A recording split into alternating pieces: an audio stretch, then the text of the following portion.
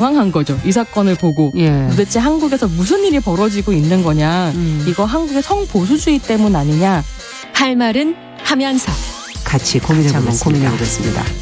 세상을 보는 따뜻한 시선 정용실의 뉴스 브런치.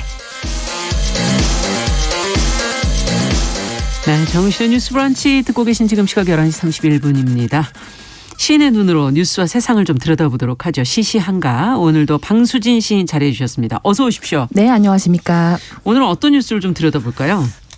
아나운서님도 아시겠지만 네. 우리나라의 한때 선호되는 직업 1순위가 공무원. 그런 네, 적이 있었죠. 참 있었는데요. 지금도 아직 좀 해당이 되고 있죠. 굉장히 높은 네. 순위에 올라가 있죠. 네. 공무원 시험을 준비하는 청년들이 정말 많지 않습니까? 그래서 오랫동안 직업 선호도도 1위였고요. 그런데 이 요즘 어렵게 얻은 이 공무원직을 박차고 나오는 사람들이 많아지고 있다고 합니다. 이 매일경제 기사에 따르면 정부 부처가 모여있는 세종시에서 20, 30대 젊은 사무관을 중심으로 이른바 탈공무원 현상이 일어나고 아니 있다고 그렇게 하는데요. 어렵게 들어갔는데요. 정말 어렵게 들어가서 결국 박차고 나오는 사람들이 많다는 거죠. 그 이유를 들여다보니 서울 등 이제 수도권과의 물리적인 거리감이 있어서 좀 힘들고 특히 이제 상명하복, 하명식 정책에 따라야 되는 것이 좀 힘든 데다가 네. 업무량은 많은데 대기업에 비해서 임금은 좀 낮지 않나라는 것들이 좀 불만사항으로 꼽히고 있다고 해요. 4차 산업혁명 시대가 좀 빠르게 진행되고 있으니까 야 여기서 있어서는 안 되겠다. 새로운 기회를 찾으러 가자. 이런 젊은 친구들도 있고요. 또 공무원을 대상으로 하는 주택 특별 공급 같은 좀 혜택이 줄어들고 있다는 적도 직업의 매력을 떨어뜨리고 있다고 하는데요. 이 젊은 세대들의 달라진 가치관도 사실 탈공무원 현상의 이유로 빼놓을 수 없습니다. 사명감보다는 적절한 금전적인 좀 보상 예. 그리고 일과 삶의 균형을 중시하는 소위 말하는 MZ세대의 특성이 공무원 조직 문화와 충돌하고 그렇군요. 있다는 거죠. 그런가 하면은 최근에는 좀 가장급 이상의 중간 간부들도 이 민간으로 자리를 옮기는 일이 많아지고 있다고 아니 하는데요. 중간 간부들도요? 네, 이제 수억 원대 연봉을 제한받고 여기 와라 이렇게 하면은 그냥 증권사나 대기업이나 로펌 등으로 중간에서 이동하는 그런 일도 많아지고 있다라는 거죠.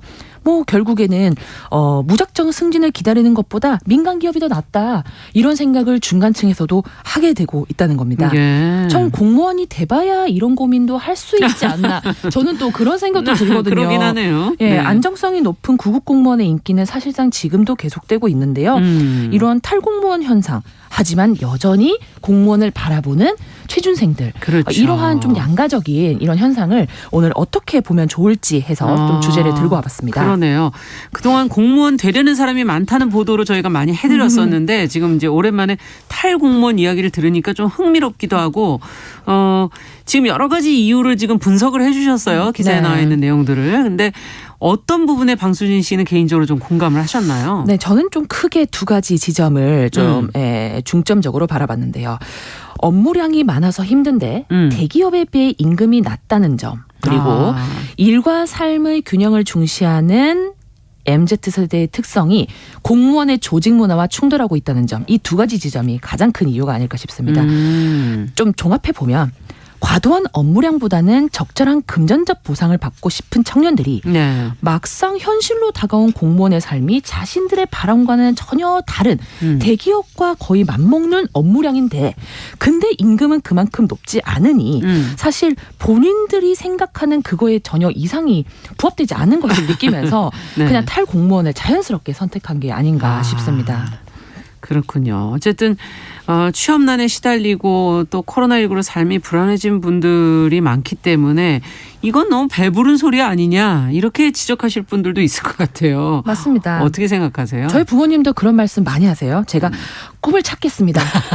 저한테는 뭔가가 있습니다. 믿어주십시오. 이렇게 얘기를 하면 네. 부모님께서는 아휴 내가 너네 때는 그런 생각 할 겨를도 없었는데 먹고 살기 바쁜데 어쩜 그런 생각을 하니. 그렇죠. 너 진짜 배부른 소리 한다. 이런 얘기 정말 많이 들었거든요. 네. 그런데 저는 이 취직, 안정적인 직장과 수익 이런 걸 논하기 전에요.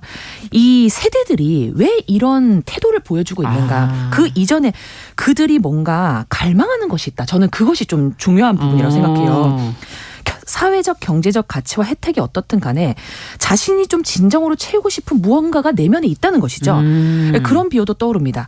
살찐 돼지와 배고픈 소크라테스. 아, 이거 들어본 얘기죠. 참 그 네. 요즘 밸런스 게임처럼 이런 지금 이게 살찐 돼지가 될 거냐 배고픈 그 소크라테스는 요 소크라테스. 지금 상황인 건데요. 네.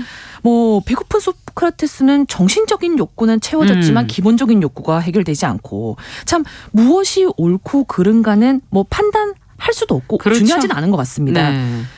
중요한 것은 우리가 가진 정신적 기본적 욕구를 어떤 식으로 어떻게 추구할까 하는 것이 개인의 선택이라는 것이죠. 예. 그래서 기성세대 입장에서는 꿈을 찾아 떠나는 우리 세대들이 배고픈 소크라테스로 볼지 모르겠고요. 그렇죠. 젊은 세대들은 그렇게 그냥 유지하고 사는 기성세대들을 살찐 돼지라고 생각할 수도 있다라는 측면인 것이죠. 네. 살찐 건 맞는데.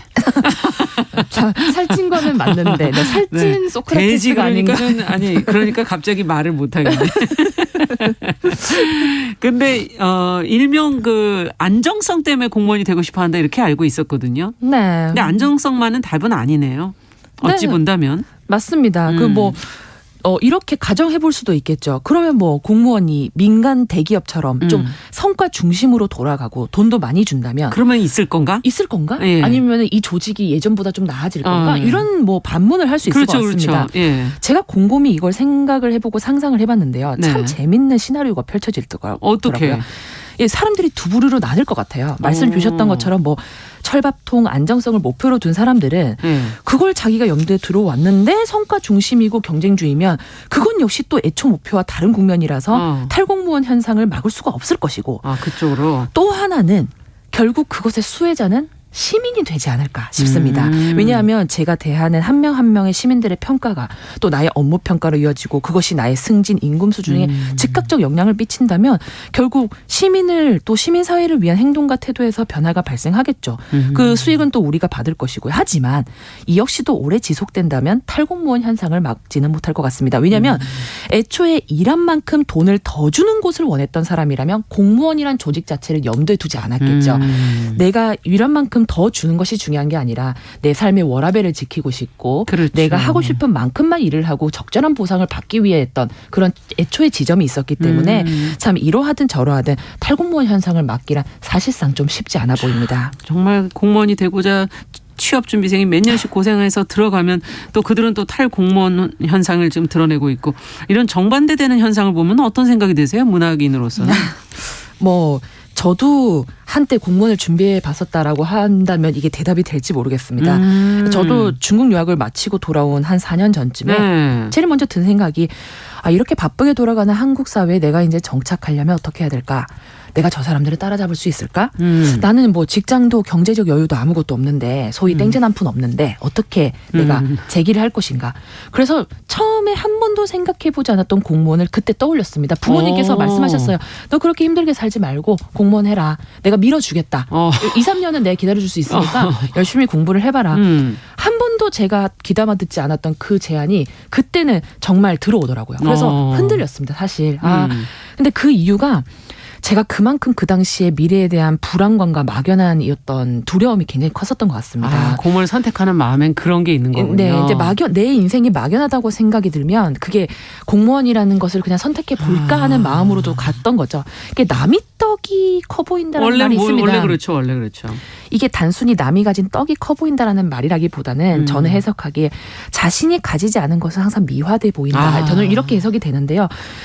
보통 내가 떡을 가지고 있고 남도 떡을 가지고 있으면 그 떡이 좀 커 보인다 한들 이게 그 소외감이 덜한데 이 떡 자체가 내가 가지고 있지 없으니까. 않으면 그러니까 즉 취준생들은 직장 아예 자체가 없으니까. 없잖아요. 예. 그러면 이 취준생들 입장에서는 이 떡이라는 것이 이 손에 쥔 것이 없다고 느끼는 그들의 현실에서는 비록 맛이 없다고 해도 한 번쯤은 베어 물고 싶은 떡이 아닐까 이런 생각이 들고요.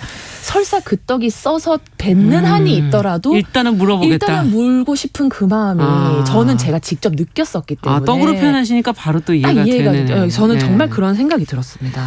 자, 그렇다면 여기서 저희가 오늘 이런 현상, 이 복잡한 현상 속에서 어떤 시를 읽어봐야 될까요? 네, 좀 정신이 번쩍 들 수 있는 그런 시를 좀 준비해봤는데요. 최승호 시인님의 북어라는 작품을 준비해봤습니다. 뭐 교과서에도 수록된 작품이기도 한데요. 사실 이 시는 자본주의 사회에서 좀 획일화되어가는 사람들의 모습을 비판적으로 그려냈다라고 저희는 교과서에서 배웠는데 오늘 저희의 입장에서 좀 비유해서 조금 더 깊게 이야기해보도록 하겠습니다. 읽고 마저 말씀 나누도록 할게요.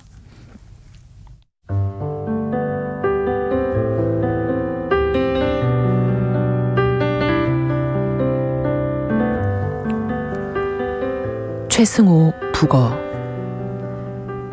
말라붙고 짜부라진 눈, 북어들의 빳빳한 지느러미, 막대기 같은 생각, 빛나지 않는 막대기 같은 사람들이 가슴에 싱싱한 지느러미를 달고 헤엄쳐 갈 데 없는 사람들이 불쌍하다고 생각하는 순간 느닷없이 북어들이 커다랗게 입을 벌리고 거봐, 너도 북어지? 너도 북어지? 너도 북어지? 귀가 먹먹하도록 부르짖고 있었다.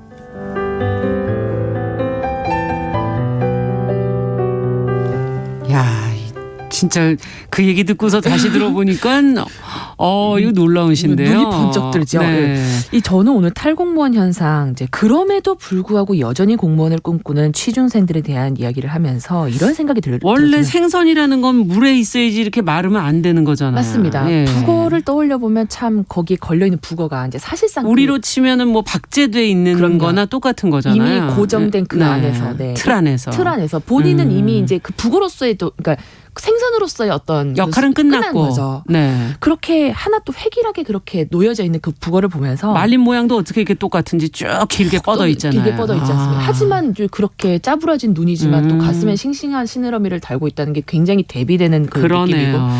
저는 이 모든 선택 속에 과연 자신만의 의지와 생각은 얼만큼 들어가 있는가 저는 이런 생각을 들었습니다. 네. 뭐 소위 남들이 말하는 철밥통이니까 뭐 남들이 공무원을 좋다고 하니까라는 이유로 공무원직을 선택하게 되었을 때 그 이후에 펼쳐질 삶이 과연 나의 행복을 보장해 줄 수 있을까요? 탈공무원의 바람도 뭐 여전한 공무원 시험의 열기도 결국 그 이면에는 최승호 시인이 말하는 막대기 같은 생각을 하는 우리의 모습이 있는 게 아닐까 싶었습니다. 이 실패와 불확정성을 감수하고 도전과 도약을 꿈꾸는 삶이 아니라 이 안정성과 보장된 삶에 대한 갈망만을 하는 우리가 혹시나 막대기 같은 사람이 되어가는 것은 아닐까. 그래서 오늘만은 안정성과 확실성에만 좀 미래를 거는 우리의 모습이 혹시 말라붙고 좀 짜부라진 눈을 가지고 빳빳한 지느러미를 가진 저 걸려있는 북어의 모습과는 좀 닮아있는 모습이 아닐지. 너도 북어지. 너도 이 너도 북어가 북어지. 너도 그러니까 나를 불쌍하게 생각하지만 그렇지. 너도 역시도 마찬가지지. 북어지. 너 역시도 예. 마찬가지. 이렇게 경종을 울리는 최승호 시인의 말처럼 우리도 좀 그렇게 살아오지 않았을까. 네. 뭐 이런 것들을 좀 살펴보는 시간을 가졌으면 어떨까 생각이 듭니다. 네, 오늘 공무원들이 안정적인 직장을 그만두고 탈공무원 민간기업으로 가는 탈공무원 현상에 대해서 방수진 시인과 함께 이야기 나눠봤습니다. 오늘 말씀 잘 들었습니다. 네, 감사합니다.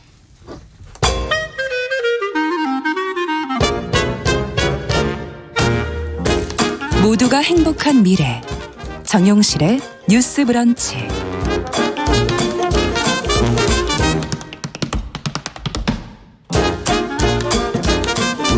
네, 정용실의 뉴스 브런치 듣고 계신 지금 시각 11시 44분입니다. 국제사회 이슈들 생각해볼